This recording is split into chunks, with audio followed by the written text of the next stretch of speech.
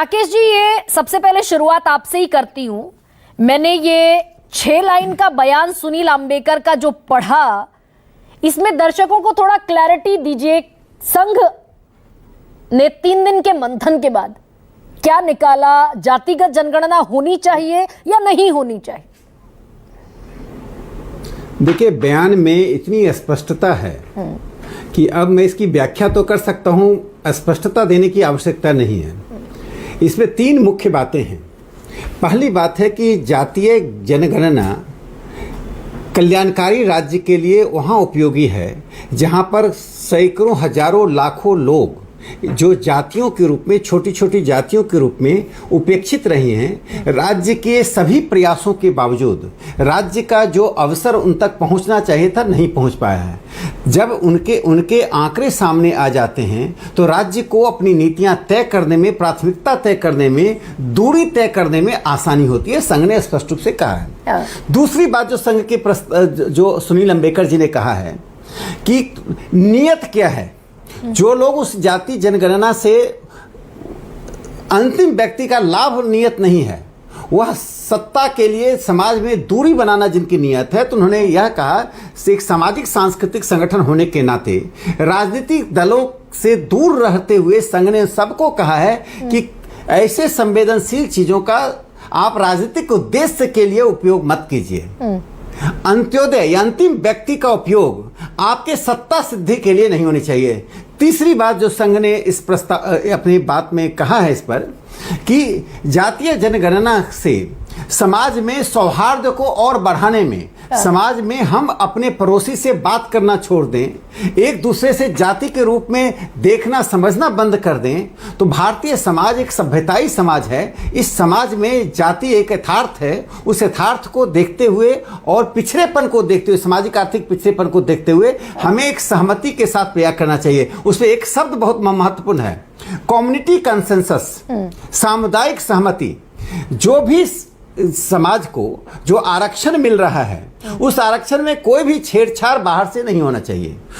जिस समाज को जो लाभ मिल रहा है, उस लाभ में उस समाज के भीतर ही सहमति बने कि उसमें क्या होना चाहिए, क्या नहीं होना चाहिए। यह सबसे महत्वपूर्ण, दिस इज ए पैराडाइम। ये एक अधिष्ठान तय हो गया है कि आरक्षण बना रहना चाहिए। Schedule caste, schedule tribe, OBC के लिए जो आरक्षण मिलता है, संघ इसके लिए 1981 से लगातार इस पर फर्म है, एकदम अटल है। ठीक है। लेकिन जब भी किसी कोई प्रस्ताव हो तो वह समुदाय की सहमति से होना चाहिए। अब मैं एक टिप्पणी कांग्रेस पर कर दूं।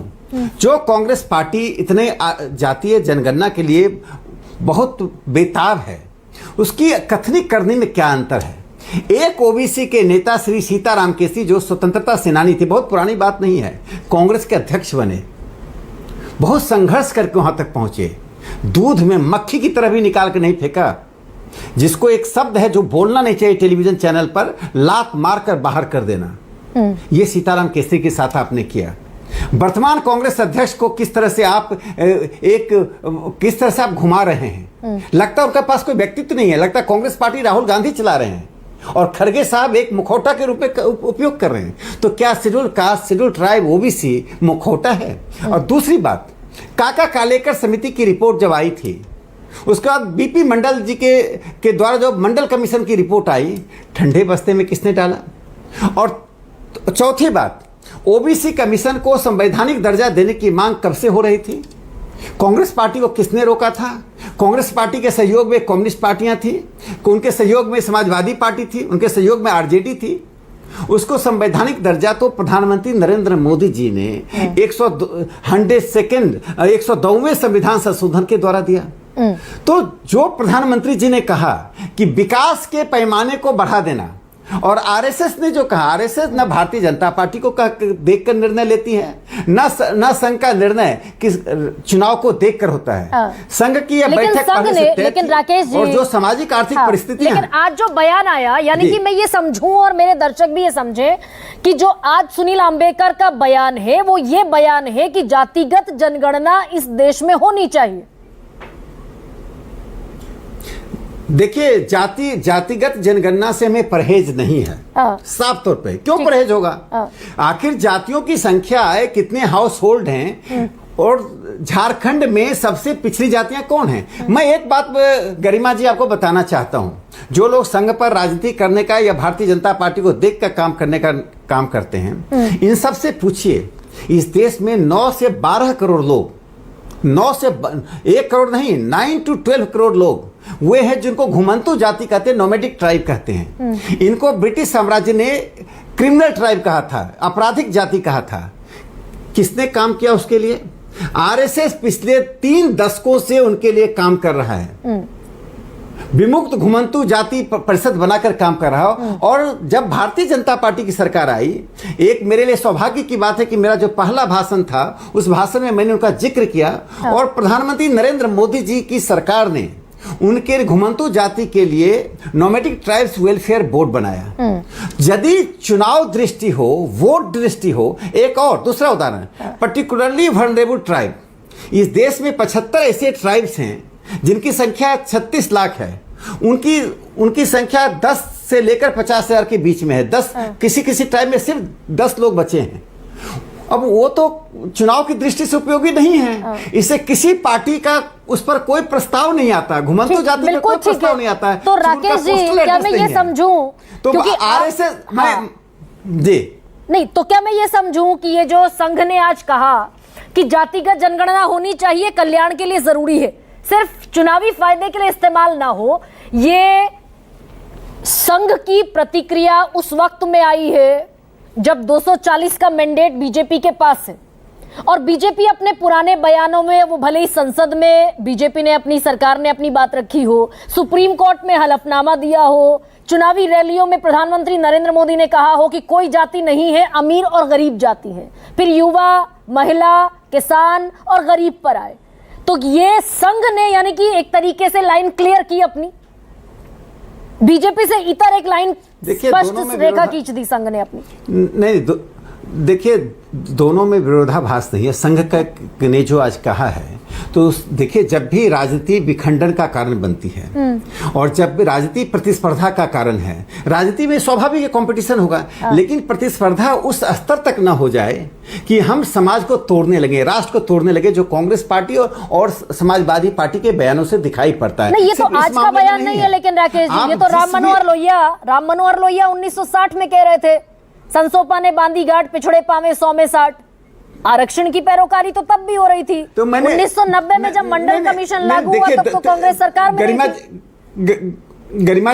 गरिमा जी मैं अपनी बात स्पष्ट कर दूं कि संघ ने जो सबसे महत्वपूर्ण बात कही है कि आरक्षण पे कोई भी छेड़छाड़ नहीं होना चाहिए। यदि कुछ भी उसमें कहीं भी गुणात्मक परिवर्तन की है तो कम्युनिटी कंसेंसस हो, जैसे क्रीमी लेयर का डिमांड आता है, कुछ और डिमांड आता है, तो कम्युनिटी कंसेंसस शब्द का प्रयोग सिर्फ संघ ने ही किया है। तो समाज के हित में जो संघ को लगता है, और समाज का हित जातीय जनगणना से है, चूंकि वेलफेयर जो सरकार की कल्याणकारी कदम है, वे कदम वहां तक पहुंचे। आखिर इसी सरकार ने लक्ष्मी कुट्टी को पद में बांट दिया ना।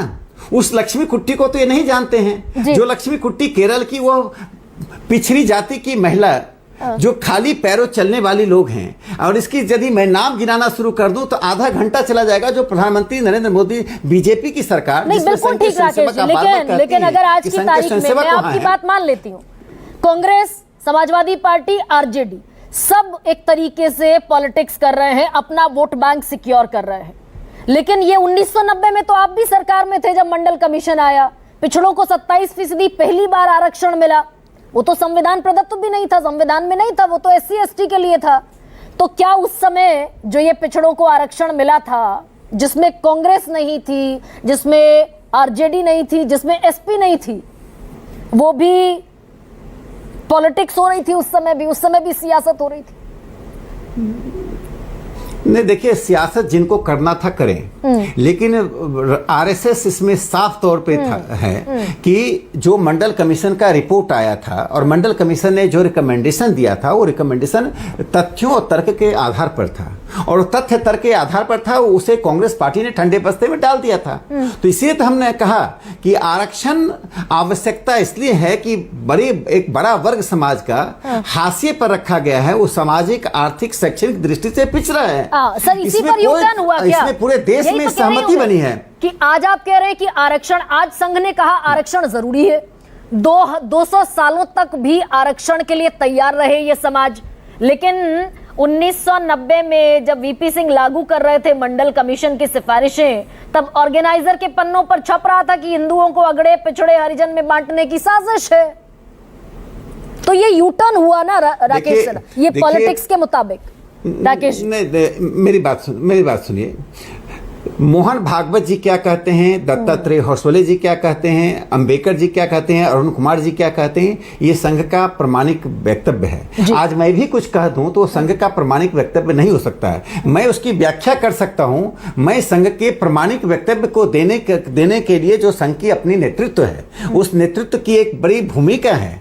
और संघ के नेतृत्व ने 1981 में जब गुजरात में आरक्षण के ऊपर समाज बट गया था, समाज में एक सिविल वॉर की नौबत कांग्रेस ने ला दी थी, उस वक्त ही संघ ने कहा था आरक्षण देश की आवश्यकता है। देखिए, आवश्यकता 3 कारण से है। एक तो एक बड़ा वर्ग राज्य की नजर से पिछड़ा रहा और उसको राज्य ने पिछड़ा ही रखा 70 साल के शासन में, जात पात के नाम पर नहीं, हाथ दो इंदिरा गांधी के नाम पर, और लेकिन उनको पिछड़ा रखा गया, गरीबी हटाओ के नाम पर उनको गरीब रखा गया। एक कारण यह है कि वहां तक पहुंचना। दूसरा, जो सम्मान मिलना चाहिए, सिर्फ आरक्षण नहीं, जो सम्मान मिलना चाहिए वो सम्मान उनको नहीं मिला। जो आज पद्म अवार्ड के रूप में आप देख रहे हैं, किन लोगों को सम्मान मिला? राधे देवी को, लक्ष्मी कुट्टी को, ट्रिनिटी सायों को, जो मेघालय की हैं। जो सम्मान मिलना चाहिए था नहीं मिला। एक अंतिम सर बस एक अंतिम बात कह दो। एक अंतिम बात कह दो। कहिए। जब मैं पहले भी कहा, नेल्सन मंडेला को जब अफ्रीका में सम्मान मिला पद के द्वारा, तो पूरे देश में, पूरे दुनिया में धूम मची। लेकिन भारत में जब जनजातीय समाज की आदरणीय द्रौपदी मुर्मू जी को राष्ट्रपति पद का उम्मीदवार बनाया गया, तो विपक्ष की क्या प्रतिक्रिया थी? अच्छा होता सर, ठीक है, राहुल गांधी आरक्षण का लाभ, यानी कि आरक्षण का लाभ नहीं पहुंचा, सब मिलकर उसका विरोध नहीं करते। जातीय